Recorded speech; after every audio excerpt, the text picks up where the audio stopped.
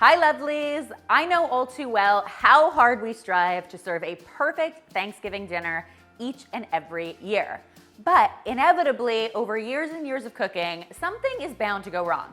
So today I'm sharing 6 quick fixes for traditional Thanksgiving mishaps that your whole family will be thankful for. Starting with dry turkey. Dun, dun, dun. Come on guys, let's admit it. Sometimes we just overdo it, especially when it comes to turkey breast specifically. So my solution for dry turkey could not be simpler. I basically just heat about a cup of chicken broth in a large flat bottom skillet on the stove. Once it's nice and simmery, I go ahead and add my dry turkey meat to it.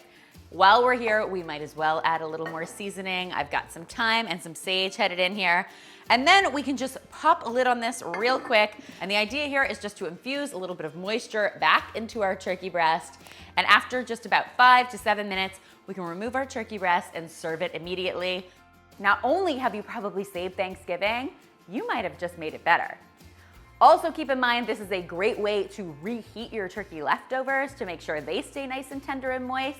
And as a total bonus, all this leftover chicken broth can be turned into gravy. How great is that? So in my family, the stuffing is by far the most important part of any Thanksgiving dinner. So if you don't get it just right, people notice.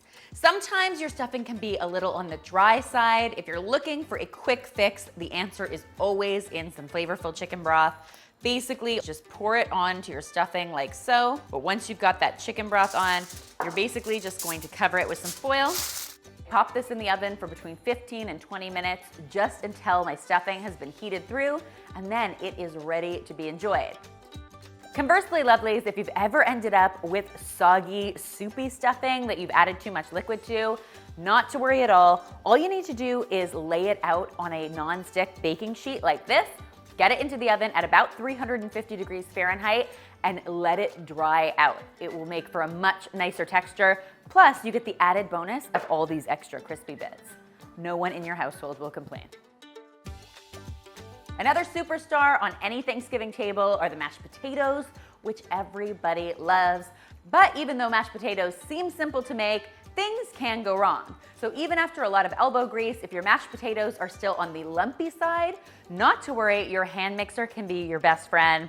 To get these a little more moist, I'm going to add just a combination of warm butter and milk to it. And then I'm going to go in with my hand mixer and get these nice and smooth. Creamy, dreamy mashed potatoes without a lump left in sight.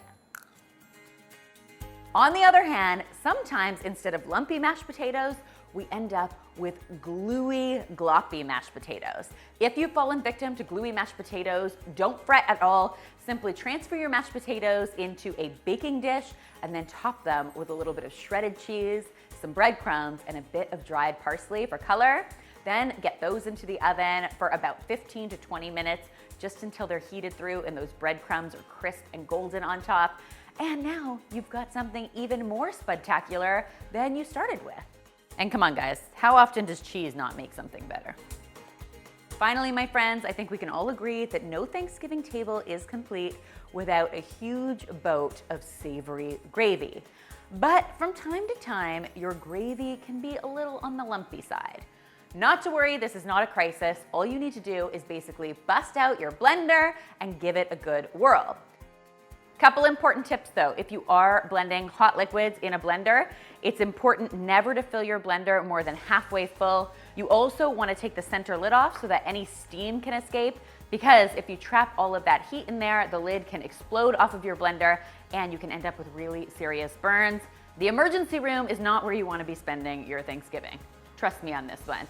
I like to hold a clean kitchen towel over at least half of the hole to ensure that there are no dangerous splash ups. And then it's just a matter of blending away. Lumps are gone, and what you end up with is a whole lot of gravy goodness to smother over basically everything. Guys, I hope you'll find these helpful fixes handy for your Thanksgiving dinner.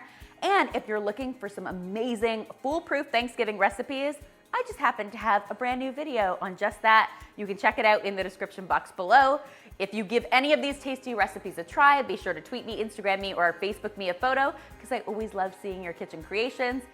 And finally, if you haven't already, be sure to subscribe, because there is lots more deliciousness where this came from. Happy Thanksgiving, everyone! Or should we say Happy Stuffing Day?